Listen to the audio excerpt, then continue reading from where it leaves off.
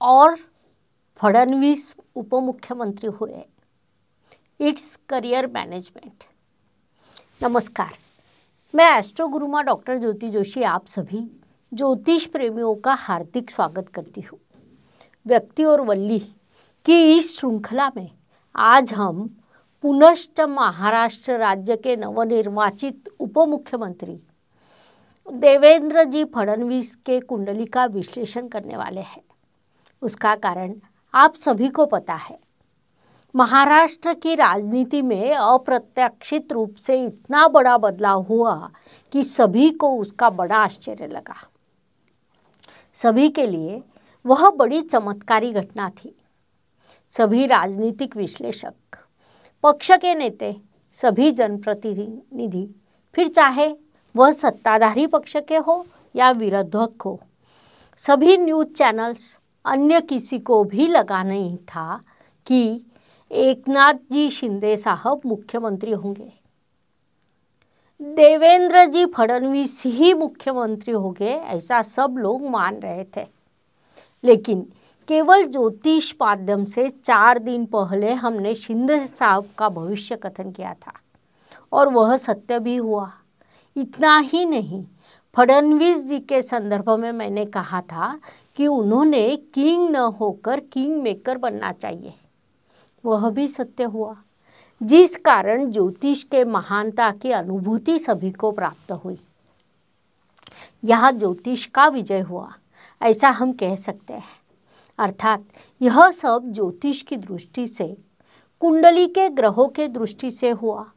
लेकिन तटस्थ रहकर सामान्य मनुष्य की भूमिका से जब हम इस घटना का विचार करते हैं, तब एक चीज मुख्य रूप से सामने आती है। जिस व्यक्ति ने 5 वर्ष मुख्यमंत्री पद को संभाला, जिम्मेदारियों को पूर्ण किया, वह व्यक्ति सभी चीजें अपने पक्ष में होने के बाद भी मुख्यमंत्री पद छोड़कर उप मुख्यमंत्री क्यों बने? अर्थात हम किंग मेकर बने देवेंद्र जी फडणवीस के संदर्भ में बात कर रहे हैं। इस घटना के कारण पुनश्च उनकी कुंडली देखने का मोह हुआ। उस अनुसार जब मैंने कुंडली देखी तो यह परफेक्ट करियर मैनेजमेंट है। वह कैसे, इस दृष्टि से अब हम कुंडली का विश्लेषण करेंगे।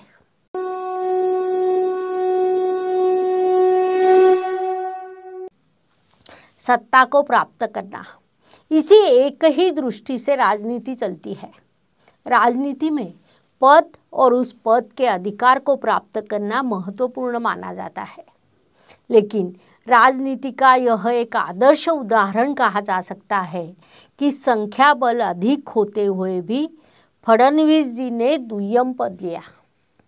यह लवचिकता उन्होंने दिखाई, जिस कारण आज हर किसी के मन में, फिर चाहे वह उनके अपने पक्ष का हो या विरोधी हो, सभी के मन में देवेंद्र जी के लिए सम्मान निश्चित रूप से बढ़ा है। अर्थात मुझे राजनीति का पता नहीं, इसीलिए राजनीति के दृष्टिकोण से इस घटना के कई कारण हो सकते हैं। यह घटना होने के बाद कई विचार सामने आए हैं, लेकिन ज्योतिषीय दृष्टिकोण से फडणवीस जी की कुंडली के ग्रह स्थिति के अनुसार हम निश्चित रूप से कह सकते हैं कि यह होने वाला ही था और वही उनके लिए उचित भी है। यह क्यों, उसके कारणों में अब हम कुंडली के अनुसार समझने वाले हैं। भूतकाल में झांक कर देखें तो पहले निर्वाचन आयुक्त किसी को पता भी नहीं था। निर्वाचन आयुक्त अपना काम करते हैं, इलेक्शन लगने पर कार्यान्वित होते हैं और समाप्त होने के बाद उनका काम समाप्त हो जाता है। लेकिन बावजूद भी उनका कार्य अत्यंत बड़ा होता है, यह किसी को भी पता नहीं था। TN शेषन जी ने भारतीय जनता को उससे अवगत कराया। वे भारत के निर्वाचन आयुक्त थे। वास्तव में पद महत्वपूर्ण न होकर उस पद पर विराजमान व्यक्ति महत्वपूर्ण होती है। वह व्यक्ति कितना समर्पित होकर कार्य करती है, यह महत्वपूर्ण होता है। आज पुनश्च हमें वही देखने को मिला है। भारतीय राजनीति में परंपरा रही है कि जो व्यक्ति मुख्यमंत्री बनते हैं वे आगे चलकर अधिक समय तक विरुद्ध पक्ष में बैठते नहीं हैं, विधानसभा में अधिक काल तक रुकते नहीं हैं, वे राष्ट्रीय राजनीति में जाकर अलग जिम्मेदारी संभालते हैं, लेकिन दृढ़ता से विरोधी पक्ष में बैठकर अपनी जिम्मेदारी संभालकर हर अधिवेशन में अध्ययनपूर्ण पद्धति से अपनी बात रखकर, फिर चाहे वह अनिल देशमुख, नवाबजी मलिक या कोई और मुद्दा हो, उसे आत्मविश्वास से रखकर सत्ताधारी पक्ष को उचित पद्धति से कार्य करने के लिए प्रवृत्त करना, यह सभी काम देवेंद्र जी फडणवीस ने किया। उनकी कुंडली में ऐसे कौन से योग है कि सब कुछ अच्छा होने के बाद भी उन्हें सत्ता नहीं मिली। परिश्रम तो वे अधिक कर रहे हैं, यही हमारा आज का विषय है। अर्थात सत्ता नहीं मिली, बड़ा पद नहीं मिला, लेकिन परिश्रम तो कर रहे हैं। Please like, share and subscribe the channel, और हाँ, बेल आइकॉन दबाना ना भूलें। धन्यवाद। वास्तव में हर कुंडली की एक विशेष दिशा में कार्य करती है। उस अनुसार देवेंद्र जी फडणवीस के कुंडली का विचार करते हैं तो वह तुला लग्न की कुंडली है। तुला राशि का प्रतीक तराजू है। सभी को साथ लेकर चलना, समान न्याय करना, उचित संतुलन बनाए रखना, यह उनकी विशेषता है। फिर भी सभी तुला जातक क्या ऐसे होते हैं? तो वह संभव नहीं। लेकिन यह कुंडली दूसरों से भिन्न है क्योंकि यहाँ वर्गोत्तम तुला लग्न है। अब प्रश्न उपस्थित होता है कि वर्गोत्तम तुला लग्न क्या है? तो नवमांश कुंडली में भी तुला लग्न आए तो उसे वर्गोत्तम तुला लग्न कहा जाता है। ऐसा जातक व्यक्तित्व से अत्यंत बलवान होता है, उसका ध्येय निश्चित होता है, उनका कार्य भी निश्चित होता है। वर्गोत्तम लग्न एक भाग हुआ, लेकिन उसके बाद भी ज्योतिष का एक अत्यंत दुर्लभ योग उनकी कुंडली में है, जिसकी कभी चर्चा नहीं की जाती। वह योग वर्गोत्तम दशमांश है। अब वर्गोत्तम दशमांश योग क्या है? तो जहाँ से हम पावर और पोजीशन देखते हैं वह दशमांश कुंडली होती है। देवेंद्र जी फडणवीस की कुंडली को जब हम देखते हैं तो उनकी दशमांश कुंडली में भी तुला राशि उदित हो रही है। कुल मिलाकर राजनीति के क्षेत्र में रहकर भी सत्ता के लिए न्याय का तराजू न झुकाते हुए कार्य करने वाला जातक, ऐसा हम कह सकते हैं। राशि का विचार करें तो कुंभ राशि की यह कुंडली है। बुद्धिमान राशि के रूप में कुंभ राशि की विशेष पहचान है। महादशा का विचार करें तो सन 2001 तक उन्हें शनि की महादशा शुरू थी। उसके बाद बुध ग्रह की महादशा ने उन्हें सत्ता, संपत्ति, पावर, पोजीशन सभी चीज़ें प्रदान की। दशमांश कुंडली में भी बुध ग्रह तुला राशि अर्थात लग्न स्थान में विराजमान है, लेकिन कुंडली के अपने कुछ नियम होते हैं। उस अनुसार लगातार एक जैसा शुभ फल या एक जैसा अशुभ फल किसी को नहीं मिलते। बुध ग्रह के बाद केतु ग्रह की महादशा शुरू होती है। राहु और केतु भले ही छेदन बिंदु हो, लेकिन उनका कार्य अत्यंत महत्वपूर्ण होता है। वे दोनों एक दूसरे के विरुद्ध है। राहु अर्थात अटैचमेंट और केतु का अर्थ डिटैचमेंट होता है।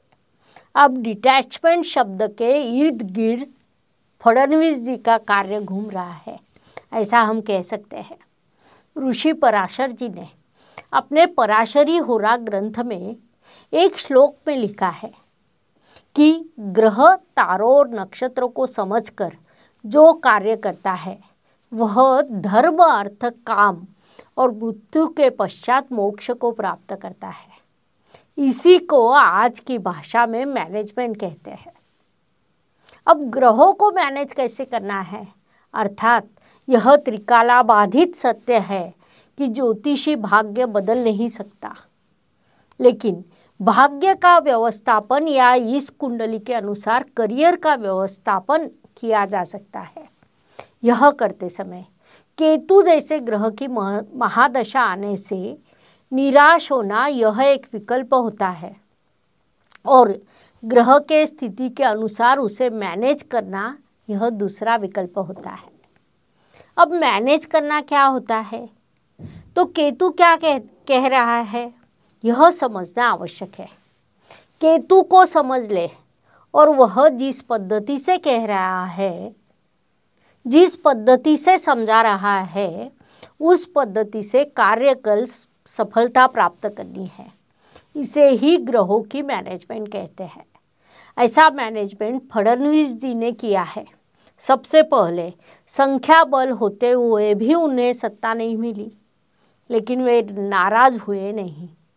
इलेक्शन के समय उन्होंने कहा था कि मैं फिर से आऊँगा, लेकिन सत्ता न मिलने के कारण वे विधानसभा के बाहर नहीं गए, राष्ट्रीय राजनीति में नहीं गए, तो विरोधी पक्ष नेता के रूप में वही दृढ़ता से कार्य करते रहे। यहाँ केतु ने अपना कार्य किया।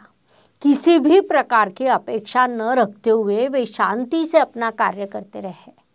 यह केतु का कार्य है। इसके बाद अब उन्हें पुनश्च सत्ता प्राप्त करने का अवसर मिला। पिछले वर्ष अप्रैल में जब हमने देवेंद्र फडणवीस जी की कुंडली का विश्लेषण किया था, तब बताया था कि उन्हें पुनश्च अवसर अवश्य मिलेंगे, लेकिन केतु उनसे कह रहा है कि अवसर मिलने पर भी आप उनका स्वीकार न करें। आज उन्होंने वही किया। इसीलिए जनमानस में एक पद्धति से उनका सम्मान बढ़ा है।